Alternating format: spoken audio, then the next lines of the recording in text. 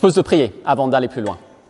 Merci Seigneur pour l'occasion de pouvoir nous réunir ici aujourd'hui dans ce lieu. Merci pour l'hospitalité de l'Église du Tabernacle et merci pour le bien que ça fait de pouvoir enfin nous réunir dans un seul et même lieu de façon régulière. Et nous mesurons ta bonté, nous mesurons aussi l'importance du fait de pouvoir être ensemble.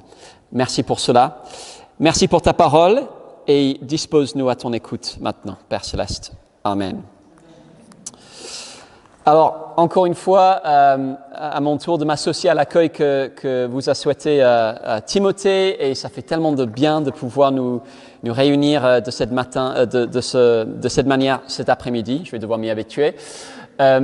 Bienvenue, et puis si vous nous rendez visite aussi, si vous nous regardez sur Internet, bonjour. Et voilà, et juste une petite note, c'est qu'on veut penser à Étienne et Laurence qui sont, donc Étienne, pasteur de l'Église, et qui sont tous les deux atteints du Covid-19 et qui vont pas trop mal, mais on pense à eux quand même.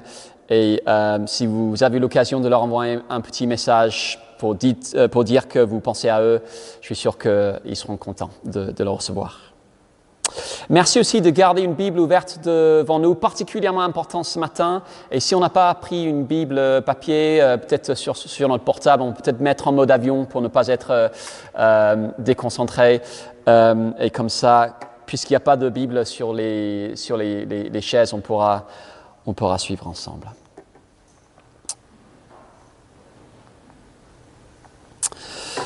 Où va le monde ?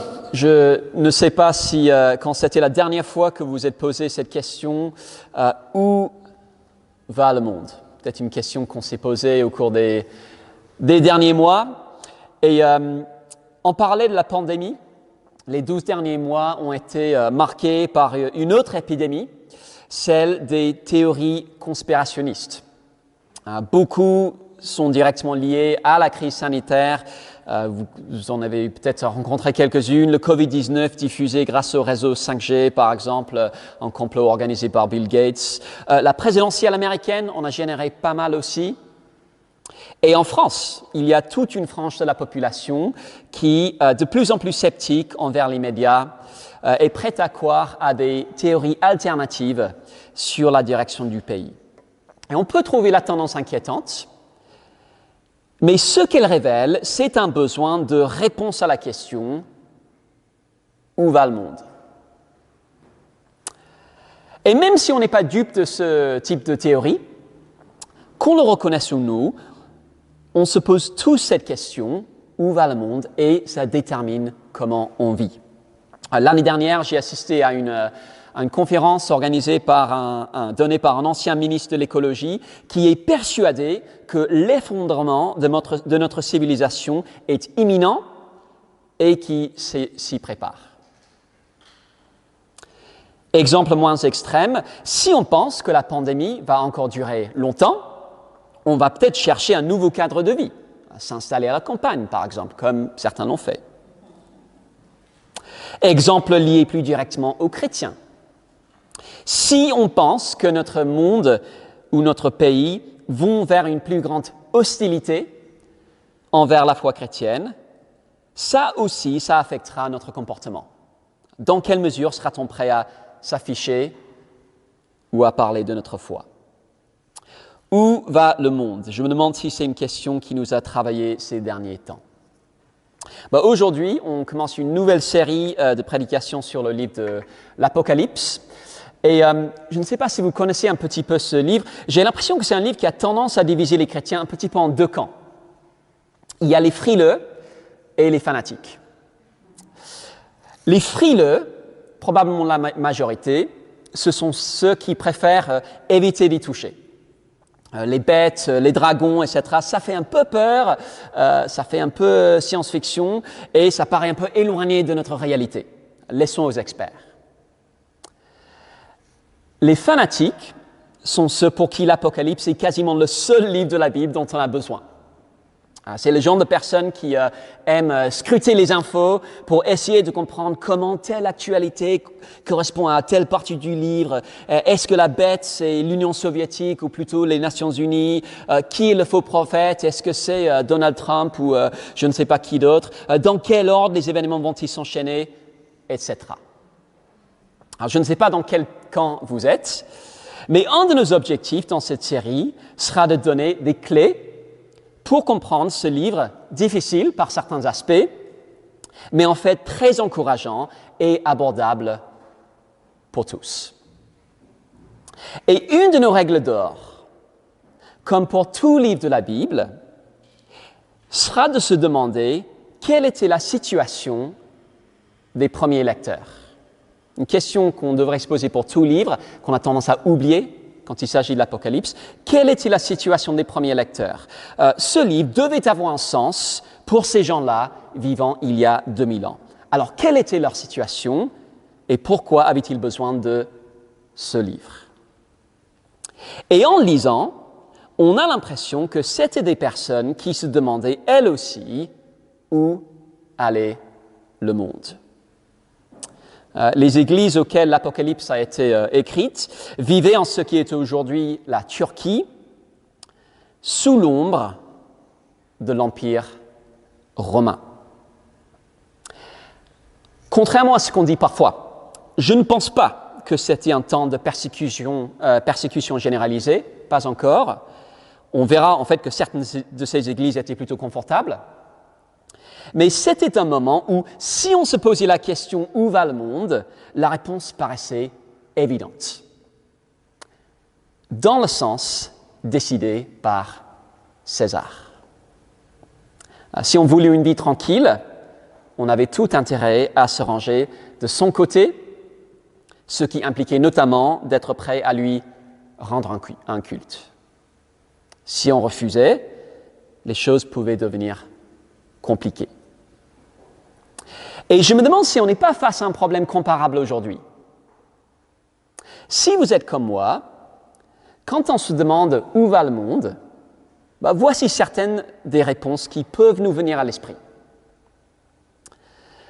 Dans le sens décidé par la Big Tech, Facebook, Google, etc., et plus généralement d'une élite antichrétienne, avec la possibilité de vivre très confortablement si on suit le mouvement, mais avec qui sait quelles conséquences si on refuse en raison de notre attachement à Dieu. Ou bien, dans le sens de la catastrophe écologique, avec pour conséquence qu'on devrait organiser toute notre vie en fonction de cette perspective-là uniquement, en laissant tomber d'autres priorités que Dieu pourrait avoir pour son Église. Ou on pourrait même penser que le monde ne va dans aucun sens du tout. On devrait juste vivre pour l'instant présent et chercher à avoir une vie confortable. Où va le monde? Eh bien, ce matin, on va voir que malgré les apparences, le monde va dans un sens très précis. Dieu veut nous ouvrir les yeux sur la réalité, c'est-à-dire que Jésus est prêt à revenir pour régner sur cette terre. Et avant cela, au milieu de toutes les incertitudes, il a des instructions pour nous. 3 points. Du point de vue de Dieu, on voit Jésus redoutable et prêt à revenir. Et voici ses instructions. Verset 1, suivez avec moi. Révélation de Jésus-Christ que Dieu lui a donné pour montrer à ses serviteurs ce qui doit arriver bientôt. La première chose à voir, c'est que dans ce livre, Dieu nous montre où va le monde selon son point de vue. J'imagine qu'on est plusieurs à avoir déjà regardé des films en 3D, grâce aux lunettes spéciales qui le permettent. Et c'est une expérience assez curieuse. On a vraiment l'impression d'entrer dans l'action. Le film nous paraît plus réel parce qu'on voit tout avec une nouvelle dimension, la dimension de la profondeur. Et on est d'une certaine manière plus près de la réalité. Ce que nous offre l'Apocalypse, c'est en quelque sorte des lunettes 4D. Des lunettes 4D qui permettent de voir le monde, notre monde, mais avec une nouvelle dimension. Comment les choses sont du point de vue de Dieu. Je vais les enlever parce que ça va déconcentrer tout le monde, c'est tellement ridicule. Des lunettes 4D. La première fois qu'on lit l'Apocalypse, je ne sais pas si vous avez déjà fait l'expérience, on peut avoir l'impression qu'elle décrit un autre monde que le nôtre. Tellement les images sont bizarres, les bêtes, les dragons, les plaies, tout ça. Et c'est pourquoi certains ont pensé que ça ne pouvait parler que de la toute fin de l'histoire. Un temps très loin dans l'avenir pour les premiers lecteurs et encore dans l'avenir pour nous, aujourd'hui. Tellement ça paraît étrange et bizarre. Mais en fait, le monde que décrit l'Apocalypse, c'est notre monde, aujourd'hui, ou pour être plus précis, le monde des premiers lecteurs vu à travers des lunettes 4D, vu de la perspective de Dieu. Dieu nous révèle la réalité derrière les apparences. Et c'est ce que nous montre le premier mot, révélation, apocalypsis en grec. Aujourd'hui, le mot apocalyptique a pris un autre sens, mais quand ce livre a été écrit, la littérature apocalyptique, c'était un genre littéraire particulier, dans lequel on décrivait le monde en utilisant des images très saisissantes. On pouvait, par exemple, représenter tel ou tel empire par l'image d'une bête, pas parce qu'on s'attendait à la venue d'une bête littérale avec des cornes et tout, mais parce que, malgré les apparences, parfois qui paraissaient plutôt paisibles, on pensait que cet empire allait se comporter comme une bête. Et on peut trouver d'autres exemples de la littérature apocalyptique dans la Bible et en dehors de la Bible, dans le livre de Daniel par exemple. Mais la particularité de ce livre, l'Apocalypse, c'est que c'est une révélation donnée par Jésus pour ses serviteurs, pour nous montrer ce qui doit arriver bientôt. Alors, qu'est-ce que ça veut dire ? Ce livre a été écrit il y a 2000 ans. Ce qui était bientôt à ce moment-là, c'est dans le passé pour nous. Et ce qui est bientôt pour nous était lointain pour les premiers lecteurs. Alors, qu'est-ce que ça veut dire, ce qui doit arriver bientôt ? Regardons le verset 4. Jean, aux 7 églises qui sont en Asie, que la grâce et la paix vous soient données de la part de celui qui est, qui était et qui vient, de la part des 7 esprits qui sont devant son trône, et de la part de Jésus-Christ, le témoin fidèle, le premier-né d'entre les morts, et le souverain des rois de la terre. Alors, comme salutation, c'est pas mal, comme façon de commencer une lettre. Et ce qu'elle montre, c'est que Dieu seul maîtrise le cours de l'histoire, et ce qui doit arriver bientôt, cette expression, c'est une façon de parler de toute la période entre la résurrection de Jésus et son retour. C'est une façon de parler de ce qui se passe derrière les apparences dans cette période-là, et c'est ce qui nous est proposé dans ce livre. Alors, vérifions ça ensemble. On a d'abord Dieu présenté comme celui qui est, qui était et qui vient. Un titre qui souligne le caractère éternel de Dieu. Il est toujours là, il a toujours été là, il sera toujours là, mais avec une nuance importante. Je ne sais pas si vous l'avez remarqué, parce qu'il ne dit pas celui qui était, qui est et qui sera, mais celui qui est, qui était et qui vient. Une nuance qui montre que c'est pas simplement que Dieu est éternel, mais qui doit aussi intervenir dans notre monde. Et son règne dans le ciel doit encore se manifester sur la terre. Ensuite, on a les 7 esprits qui sont devant le trône. Le chiffre 7 symbolise la plénitude, et c'est une façon de décrire la connaissance complète du Saint-Esprit, de tout ce qui se passe à travers le monde et de tout le déroulement de l'histoire. Et enfin, il y a Jésus, le témoin fidèle, premier-né d'entre les morts et le souverain des rois de la terre. Ressuscité, Jésus règne Et dire qu'il est le premier-né d'entre les morts, c'est une façon de dire que sa résurrection, c'est un peu la bande-annonce pour une résurrection encore à venir de toute personne qui a jamais vécu.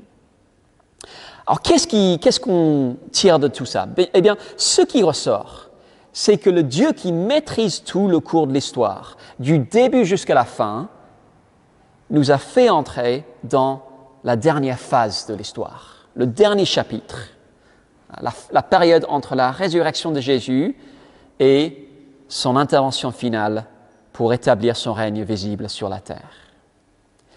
Et c'est ce dernier chapitre de l'histoire que le livre de l'Apocalypse vise à nous faire comprendre. Il nous offre des lunettes 4D pour avoir le point de vue de Dieu sur ce qui se passe vraiment dans ce dernier chapitre de l'histoire dans lequel nous vivons encore aujourd'hui. On est comme invité dans les coulisses de l'histoire pour voir les choses comme Dieu les voit. Et qu'est-ce que c'est précieux?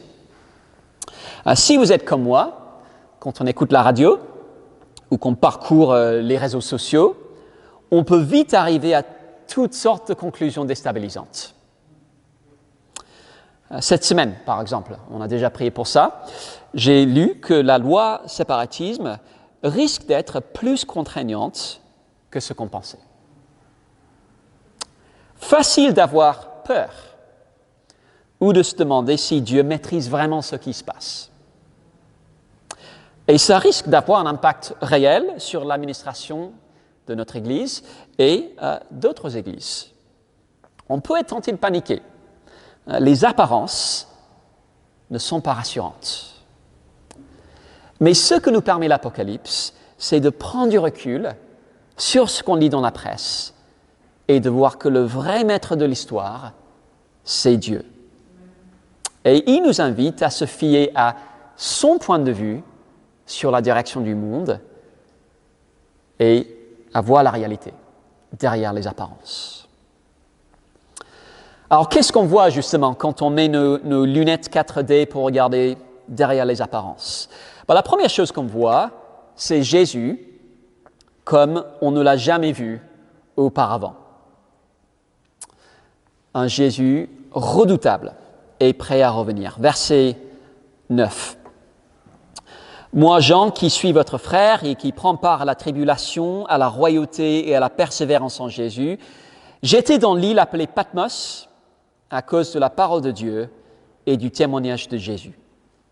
Je fus ravi en esprit au jour du Seigneur et j'entendis derrière moi une voix forte comme le son d'une trompette.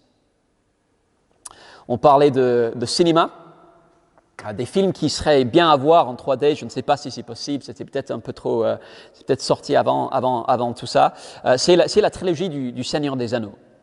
Et dans un de ces films, il y a cette scène où le sorcier Gandalf, qu'on croyait, qui semblait être mort, réapparaît dans un éclat de lumière aveuglant devant ses anciens amis.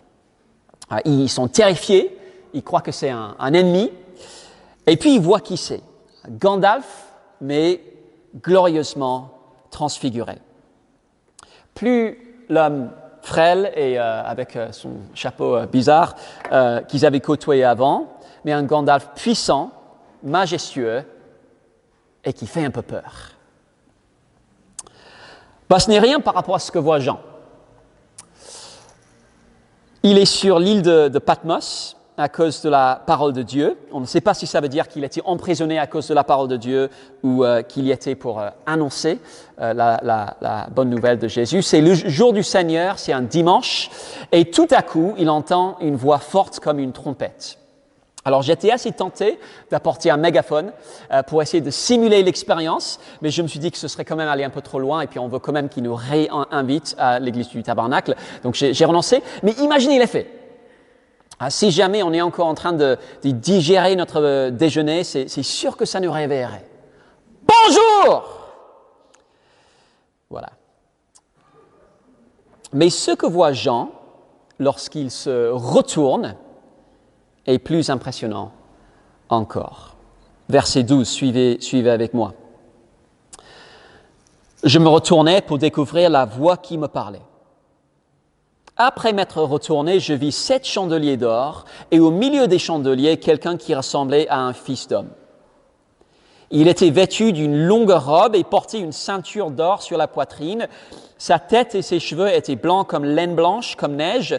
Ses yeux étaient comme une flamme de feu. Ses pieds étaient comme du bronze qui semblait rouger au four. Et sa voix était comme la voix des grandes eaux.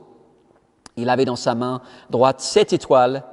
Et de sa bouche sortait une épée aiguë à 2 tranchants, et son visage était comme le soleil lorsqu'il brille dans sa force. Alors l'image est très surprenante. Jésus tel qu'on ne l'a peut-être jamais imaginé. Et voilà une illustration du XVIe siècle de cette description qui tranche pas mal avec l'image d'un Jésus un peu hippie qu'on peut parfois rencontrer. Mais la question, c'est de comment la comprendre. Est-ce qu'après sa résurrection, Jésus a vraiment une épée qui sort de sa bouche, par exemple? Et à ce moment-là, comment est-ce qu'il fait pour parler? Ça permet de mentionner une autre règle d'or pour comprendre l'Apocalypse. Première règle, le message devait avoir un sens pour les premiers lecteurs dans leur situation. Deuxième règle, les images dans l'Apocalypse sont toujours inspirées de l'Ancien Testament.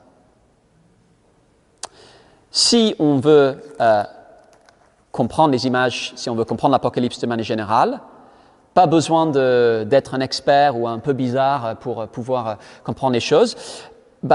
Ce qu'il nous faut, c'est de connaître l'Ancien Testament. Alors, c'est le moment de briller, si vous considérez un peu un geek biblique.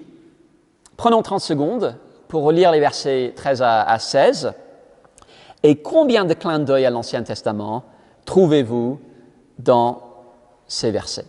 30 secondes, et puis ce sera à vous. Alors, qui pense en avoir trouvé? N'ayez pas peur. Letty? Un exemple? Pied de bronze, merci. Quelqu'un d'autre? Alors, je n'ai pas la réponse spécialement, je sais que c'est dans Daniel. Des allusions à Daniel, merci beaucoup. Une dernière personne? Flamme de feu, merci beaucoup. Alors, il y en a beaucoup. Voilà un tableau pour les montrer. Pour les chandeliers, on va y revenir, mais d'abord l'expression « fils d'homme » qui rappelle le livre de Daniel, merci Chantal, où elle désigne quelqu'un qui devait recevoir l'autorité sur toutes les nations. Les cheveux blancs rappellent le même chapitre de Daniel, Daniel chapitre 7, mais cette fois-ci, ça parle de Dieu, Dieu comme juge. La robe, la ceinture, les yeux de feu, les pieds comme du bronze font penser aux messagers qu'on rencontre un peu plus tard dans Daniel, qui annoncent les tribulations du peuple, et puis la résurrection finale et le jugement dernier. La voix comme les grandes eaux, ça fait penser au son du retour de la gloire de Dieu au temple à Jérusalem dans le livre d'Ézéchiel, et l'épée qui sort de sa bouche, ça renvoie à la description du serviteur de Dieu dans Ésaïe qui triomphe sur ses ennemis et annonce son salut à toute la terre. Alors, que tirer de tout ça? Eh bien, simplement que Jésus est absolument redoutable, terrifiant même. Ressuscité et vainqueur sur la mort, Jésus est le roi divin qui est prêt à juger le monde et à établir son royaume sur la terre. Ce n'est pas le Jésus hippie qu'on peut parfois imaginer, c'est un Jésus qui fait peur. Jean tombe à ses pieds comme mort. C'est quand la dernière fois que vous avez eu tellement peur que vous êtes tombé dans les pommes. Il est redoutable et il est prêt à revenir. Il est même déjà à la porte. Il porte déjà les habits de son règne à venir sur cette terre. Et l'effet de ça devrait être à la fois de nous réveiller et aussi de nous rassurer. On peut facilement fonctionner avec l'image d'un petit Jésus qui ne dérange personne. Là, si on a besoin de lui, mais qui n'a pas envie de nous embêter sinon. Un Jésus timide et effacé.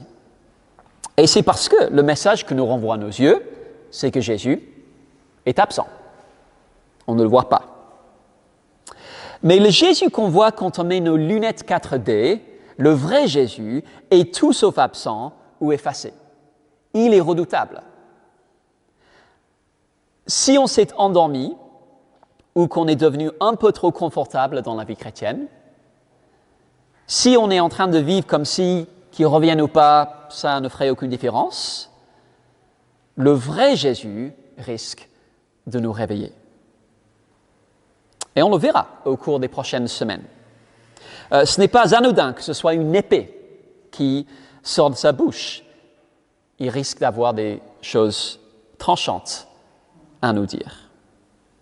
Le vrai Jésus, ressuscité et vainqueur, est redoutable, mais en même temps, ce Jésus redoutable est aussi très rassurant pour des chrétiens écrasés ou apeurés.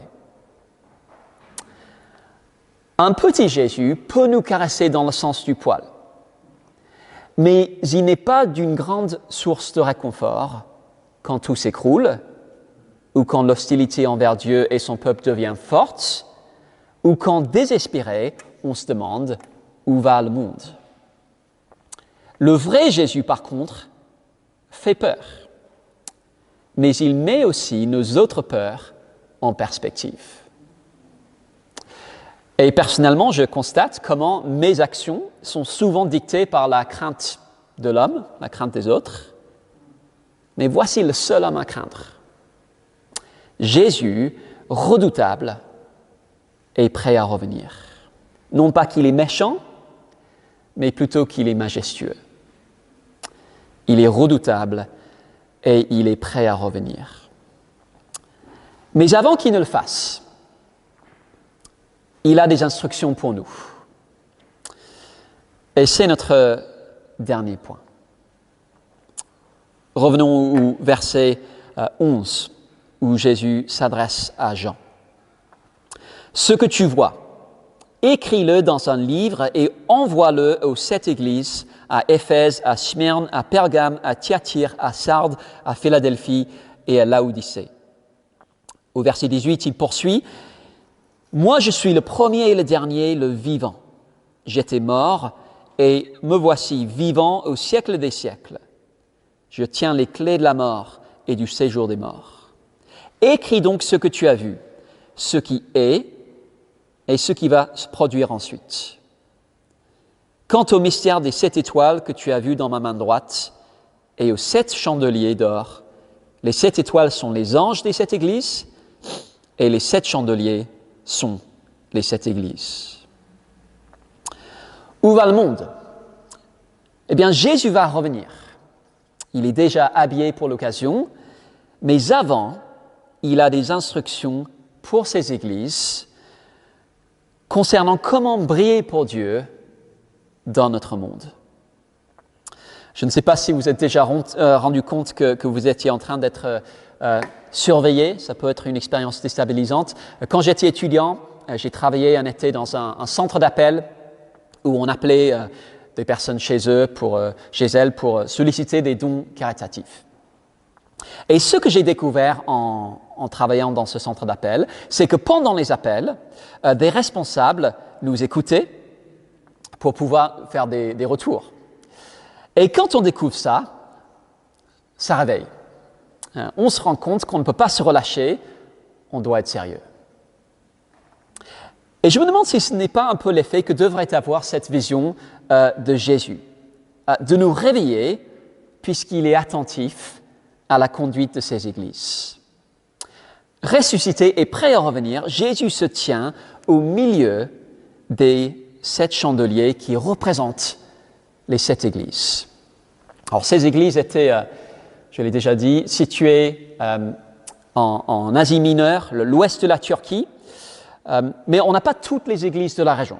Il y en avait d'autres. On a seulement 7. Et puisque le chiffre 7 symbolise la plénitude, on a plutôt l'impression qu'il s'agit d'un échantillon représentatif de toutes les églises à travers le monde et à travers l'histoire. Ce que dit Jésus à ces églises-là, il le dit à toutes les églises, y compris la nôtre. Et le fait qu'elles soient représentées par des chandeliers est important. Dans l'Ancien Testament, un chandelier avec 7 branches était placé dans le lieu saint du temple où il symbolisait la présence de Dieu. Plus loin, quelques chapitres plus loin dans Apocalypse, on voit dans une vision le Saint-Esprit représenté par 7 lampes devant le trône de Dieu. Une lampe est normalement placée sur un chandelier comme support et c'est significatif parce que ça nous renseigne sur la vocation des églises. Être porteuse de la présence de Dieu et de sa lumière et de la voix de son esprit dans un monde obscur. Et voilà Jésus au milieu de ces églises, au milieu de ces chandeliers, comme pour les inspecter. Pas un Jésus absent ou distant de son peuple.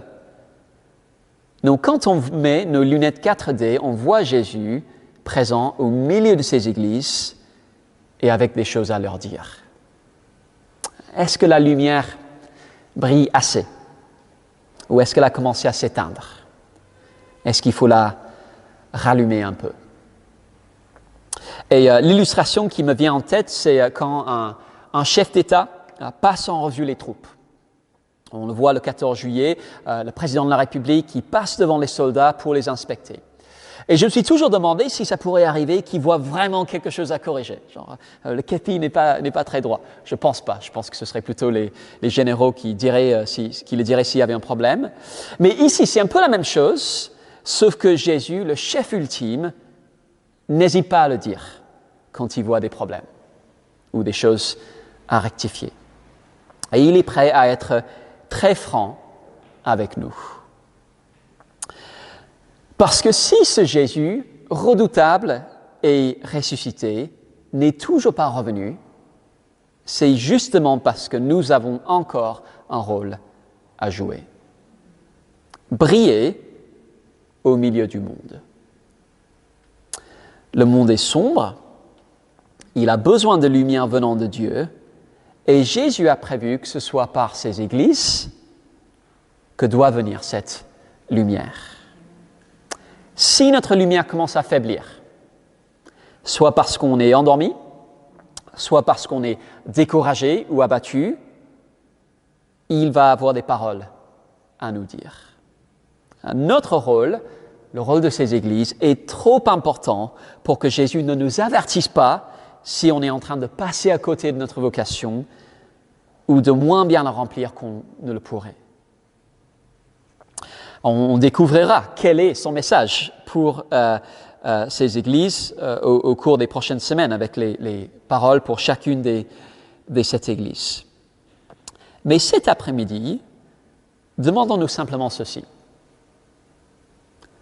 Sommes-nous prêts à l'écouter? Sommes-nous prêts à écouter ces paroles, même si elles sont parfois tranchantes? Mon avis, c'est qu'à l'église Saint-Lazare, on a beaucoup de raisons de nous sentir encouragés. Je suis forcément un peu biaisé, mais je m'en vais, donc je peux dire les choses avec honnêteté. Je trouve que grâce à Dieu, nous avons une assemblée accueillante et chaleureuse où on essaie de prendre soin les uns des autres et on veut connaître Jésus et le faire connaître à d'autres. Beaucoup de raisons d'être encouragés. Mais on a peut-être connu aussi des découragements, soit en interne, soit en rapport avec nos efforts pour réunir autour de nous. Et quoi qu'il en soit, Jésus a des choses à nous dire. Une question qu'on se pose régulièrement, c'est comment avoir un impact dans notre contexte. Comment, en tant qu'Église et en tant qu'individu, arriver à faire connaître la bonne nouvelle de Jésus dans notre coin de Paris. Et ça soulève des questions sur la bonne stratégie. Comment mieux s'enraciner dans la vie du quartier, comment s'ouvrir aux personnes qui n'ont jamais réfléchi à Dieu avant, comment faire entendre notre voix en un langage compréhensible. Des questions importantes. Mais on va voir que pour Jésus, il y a des questions encore plus fondamentales pour ça, pour qu'on arrive à briller. Avons-nous toujours de l'amour pour Dieu? Ou a-t-il commencé à refroidir? Sommes-nous en bonne santé spirituelle? Ou sommes-nous en train de dépérir? Allons-nous persévérer quand c'est difficile d'être chrétien ou de parler de Jésus? Est-ce que nous puisons dans les sources de motivation que Jésus propose? Voilà les questions qu'il veut aborder. On peut déjà commencer à réfléchir. Alors, où va le monde? Si on se fie à l'actualité ou à ce qu'on voit autour de nous, on peut arriver à toutes sortes de conclusions, souvent déstabilisantes. On vit dans un monde qui peut nous paraître instable et où être chrétien peut rendre la vie encore plus compliquée. On peut vite se sentir déboussolé. Mais quand on met nos lunettes 4D, on voit que le monde va dans un sens très précis. Les apparences nous disent peut-être autre chose, mais la réalité, c'est que Jésus, le roi redoutable, est ressuscité et comme à la porte, prêt à revenir. Il n'est pas loin de nous, il est au milieu de nous, prêt à paraître au moment choisi. Et tout ce qui le retient encore de le faire, c'est qu'il nous a accordé une mission et il veut nous donner des instructions en rapport avec cette mission. Briller dans un monde obscur. Alors ça devrait nous inviter à prendre du recul sur l'actualité du moment. Il y a des choses inquiétantes qui se passent, il ne s'agit pas de le nier. Mais Dieu maîtrise le cours de l'histoire et il a fixé une destination claire, le retour de Jésus pour régner. Et donc, ce qui devrait nous préoccuper par-dessus tout, c'est d'écouter ce qu'il veut nous dire en attendant. Je ne sais pas pour vous, mais je suis très enthousiaste pour cette nouvelle série. J'ai hâte d'entrer dans le livre de l'Apocalypse et de découvrir tout ce qu'il a à nous dire. Je ne promets pas que ce sera que des choses faciles à comprendre ou à entendre, mais je sais que le but est de nous faire du bien. Et donc, on peut terminer simplement en relisant le verset 3. « Heureux celui qui lit et ceux qui écoutent les paroles de la prophétie et gardent ce qui s'y trouve, car le temps est proche. » Je vous invite à prier.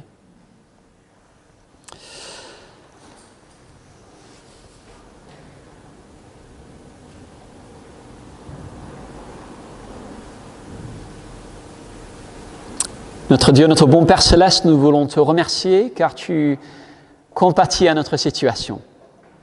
Tu sais à quel point on peut vite être déstabilisé ou déboussolé à cause des apparences, à cause de ce qu'on voit autour de nous ou ailleurs dans le monde. Mais merci parce que tu nous proposes ta perspective authentique et véritable sur les choses. Merci parce que la réalité, c'est que Jésus est ce roi majestueux, redoutable et prêt à revenir, qui règne, qui est le souverain des rois de la terre et qui doit revenir pour établir pleinement ton règne visible sur notre terre.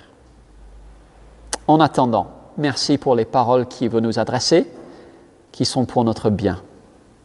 Et Père Céleste, on veut te demander de nous préparer à les écouter, à les recevoir et à les mettre en pratique.